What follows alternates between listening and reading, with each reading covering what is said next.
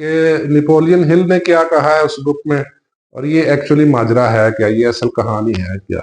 ठीक है, नेपोलियन एक राइटर है, एक हमारे नफ्सियात है, मोटिवेशनल स्पीकर है।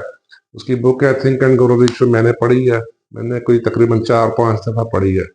उसमें एक थॉट्स आर थिंग्स का कॉन्सेप्ट उसने दिया है। ठीक है, थॉट्स आर थिंग्स, मैं यहाँ लिख देता हूँ। ठीक है, इसको मैं थोड़ा एलेबोरेट करता हूँ, फर्दर तहकीक आप खुद भी कीजिएगा। ठीक है, बल्कि मैं समझता हूँ कि बुक लेके पढ़े, बुक लेके पढ़े, और इसका उर्दू तर्जुमा पाकिस्तान में बड़ी आसानी से अवेलेबल है। जिनको इंग्लिश में शौक है, जो आसानी से अंडरस्टैंड कर लेते हैं, वो इंग्लिश में पढ़े। ठीक है, द कॉन्सेप्ट है जी, थॉट्स आर थिंग्स।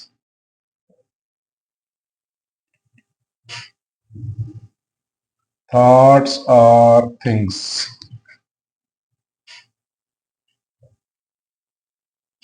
ठीक है, यानी ख्यालात चीजें होते हैं, ख्यालात चीजें होते हैं, यानी ख्यालात प्रोडक्ट्स होती हैं, ख्यालात आइडिया होता है, फिर आइडिया से फिर वो फिजिकल एग्जिस्टेंस उसकी बन जाती है। ये एक बड़ा अच्छा कॉन्सेप्ट दिया है नेपोलियन हिल ने।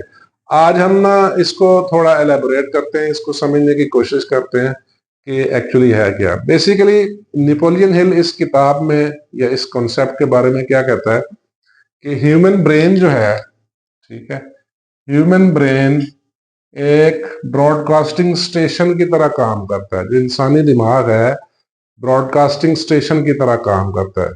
ठीक है, मैं इधर लिख देता हूं, human brain is receiving end broadcasting station.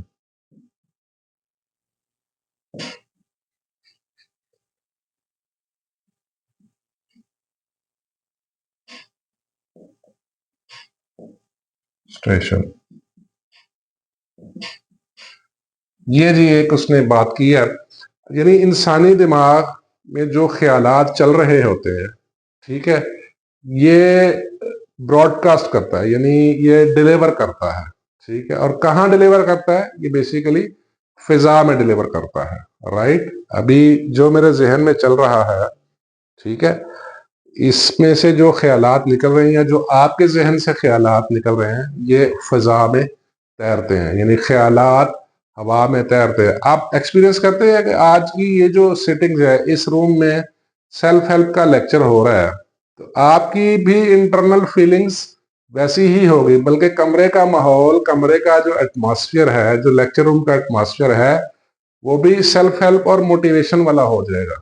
ठीक है, उसकी रीजन ये है कि ख्यालात जो हैं वो ब्रेन से निकल के हवा में तैरते हैं, यानी ब्रेन इज अ ट्रांसमीटर। ठीक है, यह एक ब्रॉडकास्टिंग स्टेशन है जो ख्यालात को डिलीवर करता है। इसमें नेपोलियन हिल ने एक तो ये बात कही है।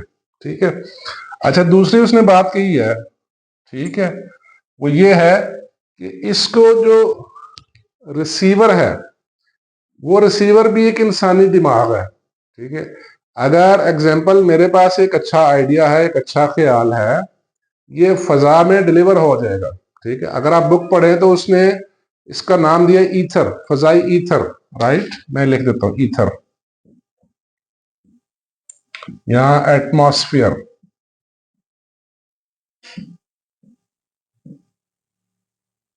एटमॉस्फेयर। ठीक है, फजाई ईथर में ब्रेन डिलीवर करता है, और जो आपके साथ बैठा हुआ है, जो पास बैठा हुआ है, उसका ब्रेन है वो एज ए रिसीविंग स्टेशन जब काम करेगा, तो उस तरह के ख्यालात को रिसीव करेगा।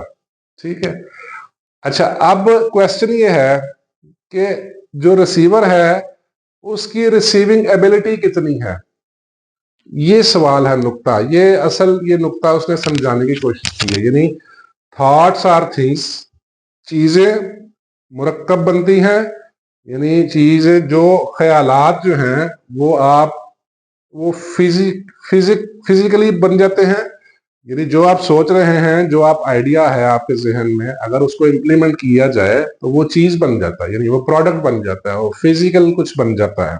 ठीक है, थॉट्स आर थिंग्स। दूसरा उसने कहा है कि ह्यूमन ब्रेन एक रिसीविंग और ब्रॉडकास्टिंग स्टेशन है, यानी ह्यूमन ब्रेन ख्यालात रिसीव भी करता है और ख्यालात डिलीवर भी करता है। कहाँ करता है, ईथर यानी एटमॉस्फेयर में डिलीवर करता है। ठीक है, अब जब एटमॉस्फेयर में डिलीवर करता है तो आपके पास जो बंदा बैठा हुआ है वो उसका रिसीवर होगा, और ऐसे ही आप भी ख्यालात दूसरों के रिसीव करते हैं और आपके ख्यालात भी दूसरे लोग रिसीव करते हैं। ठीक है, रिसीवर।